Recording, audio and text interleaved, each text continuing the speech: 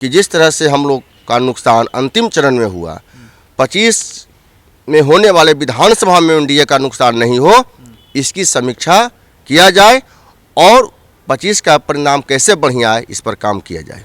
Sir, आप देख रहे हैं न्यूज़ फॉर नेशन, मैं आपके साथ अभिजीत सिंह। 2024 लोकसभा चुनाव का जो परिणाम है वो सामने आ गया है और वहीं बात करें तो बिहार में जो कहा जाए कि एनडीए को इस बार 40 में से 30 लोकसभा सीट हासिल हुआ है। तो वहीं जिस तरह से बात करें कि जो एनडीए के सबसे मजबूत सहयोगी है, जो राष्ट्रीय लोक मोर्चा है, उनके जो राष्ट्रीय अध्यक्ष हैं उपेंद्र कुशवाहा, वो भी चुनावी मैदान में थे, लेकिन उनको हार का सामना करना पड़ा। लेकिन जिस तरह से जो सीटें कम मिली इस बार एनडीए के, इस पर चर्चा करेंगे। हमारे साथ हैं राष्ट्रीय लोक मोर्चा के युवा के प्रदेश अध्यक्ष हैं हिमांशु पटेल जी। हिमांशु पटेल जी, कैसे देख रहे हैं जिस तरह से 40 में से इस बार सिर्फ 30 ही एनडीए को मिला है और जिस तरह से आपके राष्ट्रीय अध्यक्ष को जो सामना करना पड़ा? ये सबसे पहले हम आपके चैनल के माध्यम से आपके पूरे चैनल परिवार को और एनडीए के तमाम कार्यकर्ता और देश की जनता को मैं बधाई देना चाहता हूं।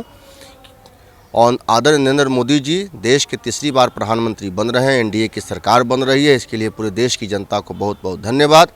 जहां तक आप बात कर रहे हैं बिहार में चुनाव परिणाम का, तो लास्ट फेज के चुनाव को अगर छोड़ दिया जाए तो बाकी फेज में एनडीए का ठीक ठाक रहा। लास्ट फेज जो 8 सीट पर चुनाव हुआ अंतिम चरण में, खास करके शाहाबाद और मगध के इलाका में, वहाँ एनडीए की हार हुई। हम लोग 8 सीट में मात्र 2 सीट जीते, 6 सीट पर हार हुई। तो भारतीय जनता पार्टी के राष्ट्रीय नेतृत्व से मेरा एक निवेदन है कि अंतिम चरण का जो चुनाव परिणाम आया उसकी अलग से समीक्षा हो।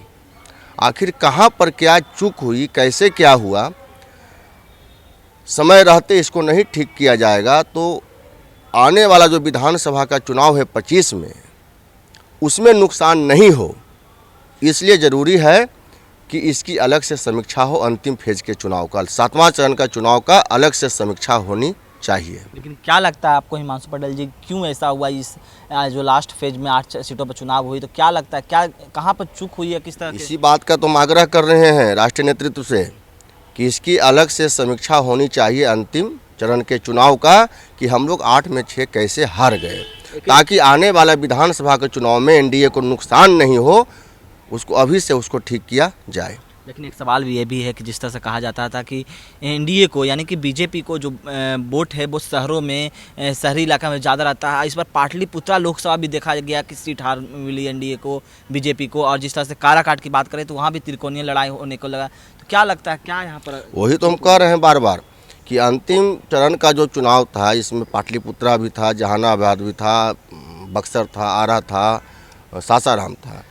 सिर्फ पटना साहिब और नालंदा को छोड़कर सारी सीटें एनडीए हार गई, जबकि उसके पहले फेज का जो चुनाव हुआ था उसमें एनडीए का रिजल्ट बढ़िया है।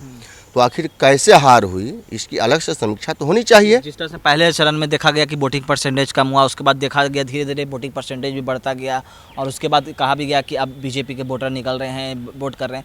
ये लास्ट देखिए, प्रधानमंत्री जी में देश की जनता, बिहार की जनता का अथाह प्रेम रहने के बावजूद भी अंतिम चरण में रिजल्ट बढ़िया नहीं एनडीए का आया।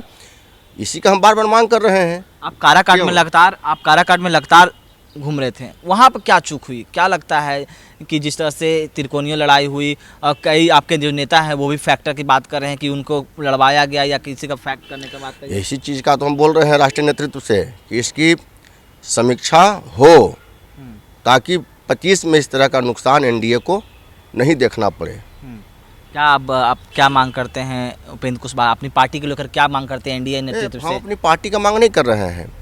जिस तरह से माननीय प्रधानमंत्री जी के नेतृत्व में बिहार के लोकप्रिय मुख्यमंत्री श्री नीतीश कुमार जी, उपेंद्र कुशवाहा जी, चिराग पासवान जी, जीतन राम मांझी जी मजबूती के साथ खड़े रहे और चुनाव लड़े, परिणाम भी आया। सिर्फ अंतिम चरण को अगर छोड़ दिया जाए तो बाकी चरण का परिणाम सब ठीक ठाक है।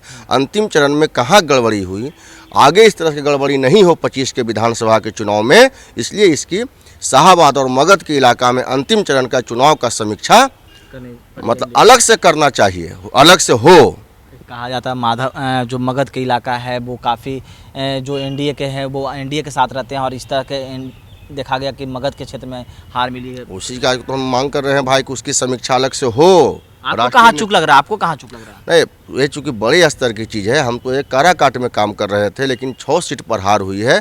तो नेतृत्व को फैसला लेना है कि कैसे उनका जांच अलग से समीक्षा हुआ होगा और जो आगे नहीं नुकसान हो एनडीए को, इसकी अभी से उस पर काम किया जाए। अब जल्दी 25 का विधानसभा चुनाव है और ये भी कहा जा रहा है कि फिर से नेतृत्व रहेगा, बिहार के मुख्यमंत्री नीतीश कुमार का एनडीए का नेतृत्व रहेगा और इस तरह के मगध के इलाकों में हार की सामना करना पड़ा। तो यहाँ बिल्कुल पर- नीतीश जी मुख्यमंत्री हैं, अभी मुख्यमंत्री बिहार के हैं और अच्छा इतना काम कौन किया है आज तक, जितना काम इन्होंने बिहार के लिए किया है, बिहार के विकास के लिए किया है, उजड़ा हुआ बिहार को इन्होंने सजाया है, बसाया है।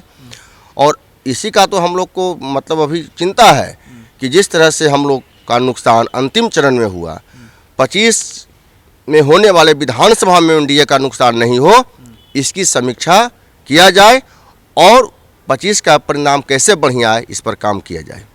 साफ तौर पर आप सुन रहे थे राष्ट्रीय लोक मोर्चा के जो युवा के प्रदेश अध्यक्ष हैं हिमांशु पटेल जी। उन्होंने साफ तौर पर कहा है कि जो अंतिम चरण में जो 8 सीटों पर चुनाव हुई उसकी समीक्षा करनी चाहिए, क्योंकि जिस तरह से 8 सीटों में सिर्फ जो 2 सीट है वो ही जीत की कर पाई है एनडीए, ऐसे में उसकी समीक्षा करनी चाहिए। इस तमाम खबर न्यूज़ पॉइंट के साथ नमस्कार।